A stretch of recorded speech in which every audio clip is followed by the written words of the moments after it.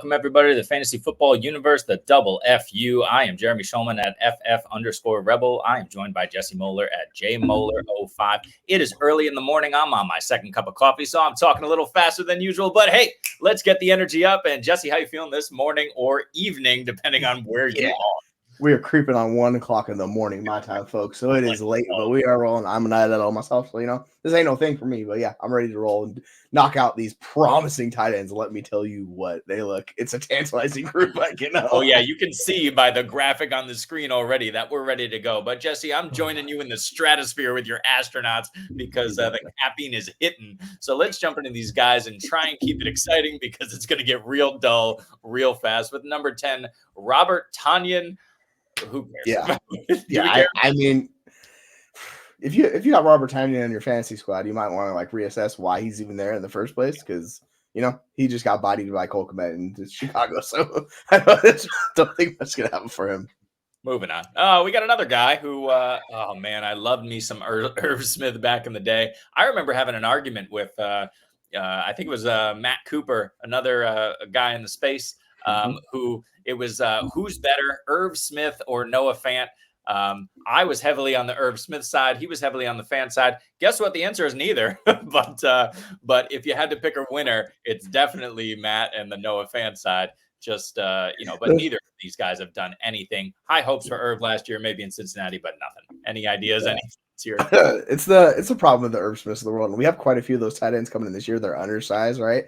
So you have to scheme them into touches. They're not these guys are tweeners, and they need to be a really good blocker like Johnny Smith if they want to be on the field. A lot of them are not. So, and then it leads to the situation all right, they got to run routes and they got to win the routes. But you're putting them against corners, and it's kind of difficult because they're bigger guys. So it's a tough world for these guys that are the 6'2", 230, 240 range. You have to be a really good tight end to be successful NFL level. And Irv Smith is the perfect example of this. He's had hype for all these years. Perfectly went to Cincinnati, and I think he got maybe 5 catches all year. I literally don't think he did anything. I'm not even going to look it up. It's time to let Irv Smith die for fantasy. I wish him well, but for fantasy, jettison him quickly. Here's another guy that you can just boot off your rosters, Mike Gesicki. Is there anywhere that Gesicki could land if we're thinking about scheme or other pieces where maybe he can, jump into the I might draft him conversation? I'm just gonna say no.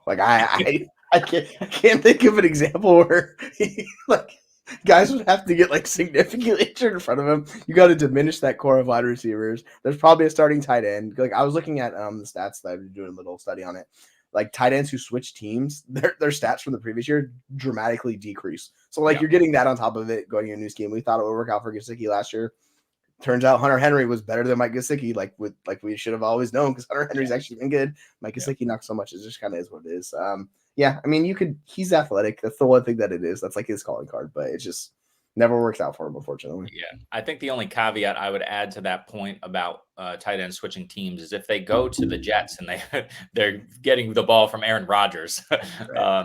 Or even, I don't think it's likely Dallas signs one, or even, if Dallas were to bring in one, Dak, you want a quarterback who hyper targets these tight ends. And, aside from those two, I can't really think of a third. Maybe Kirk Cousins, if he moves on from Minnesota, would hyper target a tight end, but he's not doing it when Justin Jefferson's on the field. So, you wonder about these guys. But yeah, Mike Gesicki, that's enough time talking about him. I think the highlight of his career was throwing a ball over his house and running through his house to catch it, which was 5 years ago. So yeah, we're done with Mike Gesicki at this point. Here's another guy who cares?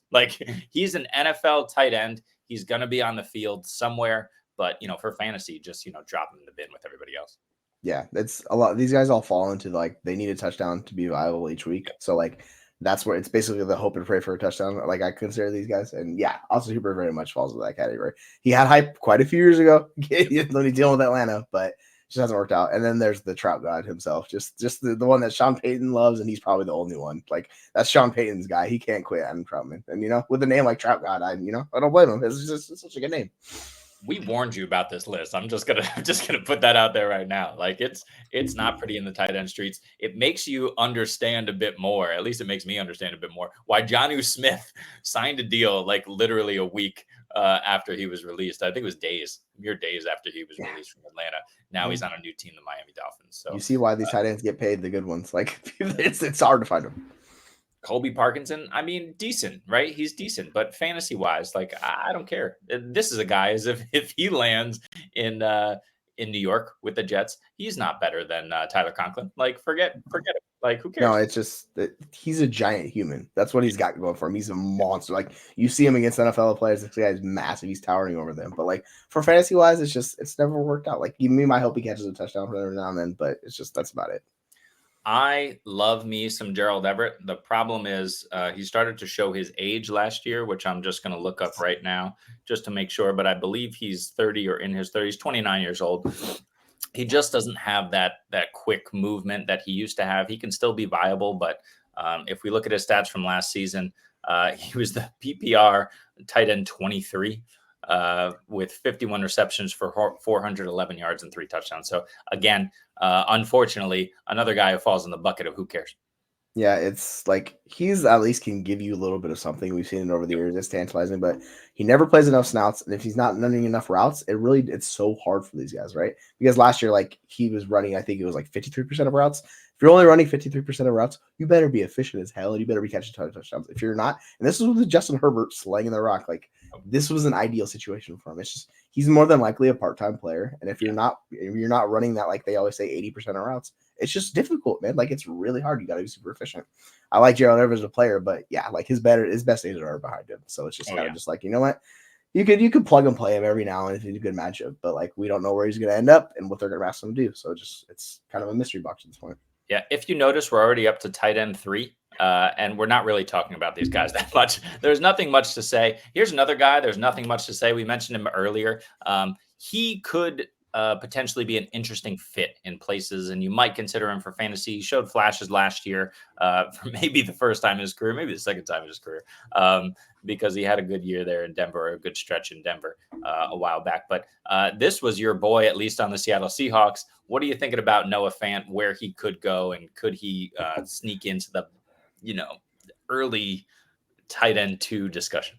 Yeah, the issue for Flant's always been his blocking, and if you're gonna go to Seattle, you better be a blocker. So to this day I never understood why they included him in that trade Yeah. because he was one of the worst graded like BFF blockers when he came over to Seattle. And Pete Carroll's like, hey, guess what? Can you block for me, buddy? And it's like, dude, why are you getting this super athletic tight end and getting him to block? Obviously, he saw career lows and like snaps and targets and all that stuff just because he couldn't do what they wanted him to do. Like he was fighting with Colby Parkinson, and they had Will Dissly. Like it was just a motley crew of tight ends. I think if you give Fant all of the routes and let him play like a typical tight end one, he can be good for you, but like he's got to earn it. So of the guys on this list, he's by far the one I'm most intrigued by because he's young. He was a first round pick. He's a hyper athlete. He has low as the box we check, but like realistically, let's get him in a good situation, see if it starts working out, and then maybe I'll have some interest. But like right now, it's just like, yeah, he's the best of this bunch, but that's not really Yeah. saying that much to me, right? Yeah, this is a guy. If he went to the New York Jets, I would be interested because Mm-hmm. they would have to kind of scheme him up and use him differently. Conklin would be more the inline guy. Fant would get on the field in certain packages, and with just what we know about Aaron Rodgers and targeting the middle of the field, that's super interesting to me. He feels like another Jerry Jones special, a Dallas Cowboy, but that's not going to do anything for his fantasy value. So we're going to wait and see what happens with this guy. But here's another one where it's very unlikely. Do you want to take a guess and tell me how many touchdowns he caught last year? Did he? I don't even know how. Did he catch any? No. That's what I thought. Yeah. 0. I think he's treading on that Noah, or sorry, the David Njoku like year 6 breakout. Like that's maybe something down the line. It's just We'll it's just see. not there right now. Maybe down That's the got to road. happen this year. He's played 5 years, so I don't know about that. We'll see. Here's a guy who's no longer a free agent. He signed with my New England Patriots for 2 or 3 years. He signed a pretty decent deal. I think it was 3 years, $27 million. Pretty decent deal for Hunter Henry, and pretty just average vibes from this deal. Mm-hmm. He's fine, but we don't have a quarterback yet. We don't really have any wide receivers who would take away targets from him at the moment. As much as I love me some Demario Douglas, so Goodness. who knows? Who cares? But he's not even on the list anymore. He joins Jonnu in the list of signees, and Logan Thomas. Logan Thomas I is an mean, old man. He's a former quarterback. I was very high on Logan Thomas the last 2 years because of the offense he played in, because of the way he's able to work open. But he's 32 years old. He can't stay healthy anymore. And, I just don't know You see there, Aaron's listed 1 year, $1 million. If I'm Logan Thomas, I'm not coming back for the extra mill. Like, let me save my body and the rest of my like life. But where do you think anyone's going to have interest in Logan Thomas?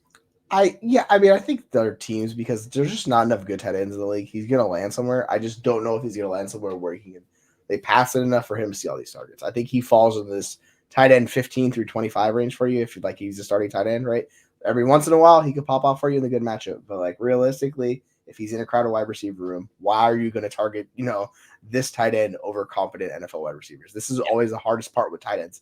They have to be the second best like playmaker on their team. If they're not, like I'm going to throw it to my wide receivers because wide receivers are just better. So Logan Thomas is like well past the athleticism starting to fade because he was a very good athlete coming out transition. It's just, that injury kind of killed him a few years ago. Yeah. So, it's just, it is what it is at this point. Like, maybe you could flip him for a third or fourth round pick if he's popping off in season because, somebody might need a tight end just because tight end gets rough, as we've seen, if you're after the top 12, you're kind of just like, oh man, if you don't have a starting tight end there, it's a little rough. But outside of that, yeah, I'm just not that interested in Logan Thomas, unfortunately.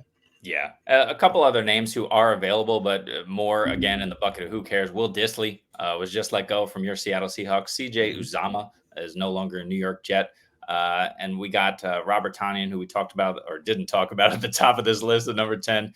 Kenny Yeboah, who's still young. But one name I'll give you if you didn't like any of those. One name I will give you is Harrison Bryant, no longer a Cleveland Brown. He showed flashes. Any thoughts about Harrison Bryant? Can he develop at this stage? I mean, I wasn't really a big fan of him coming out, and he did every once in a while he'd pop off. He'd have a decent game where he give you 50 yards, 2 catches, get a touchdown. But it's been too far and too between with him. We saw David Njoku was like, hey, guess what? I'm by far the best tight end on the team. Yeah. By the way, Harrison Bryant, you just go block for me, buddy. Let me run the route. So yeah, I think for an NFL team, if like we're looking at NFL fits and like what you need them to do, it's a whole different ballgame with these tight ends, and that's why like Hunter Henry got the money he got because he can do things. He's competent. He knows how to make. He's dependable. So you're gonna get paid. But Harrison Bryant, it's still a work in progress. He's still fairly young, but I mean he's been in the league a few years, But it's just kind of just like I guess we'll see what happens if he's free and available in your dynasty league. Maybe pick him up. See what happens with that, and it could work out. You never know because if they get opportunity, that's the biggest thing for tight ends. So you never know. 4 full seasons for Harrison Bryant, never finished below or above PPR tight end 39. And with that, we're going to end it on that high note of Harrison Bryant, Logan Thomas on your screen. Who cares in the tight end free agent bin in the 2024, the year of our Lord, I guess. I don't know why it popped in. The year of the tight end, baby.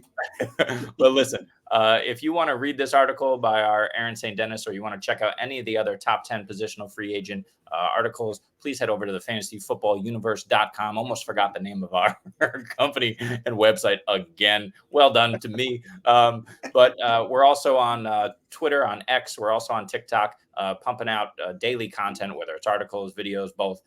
You can find all the information you need on rookie profiles, free agency, the draft, etc., and what you should do in your fantasy teams. I mean, we're running mock drafts, multiple times per week. So just jump in, check us out. And, for Jesse, for myself, I am Jeremy. We will see you next time. Have a good one. Do I have the outro ready? No. Let's do it now.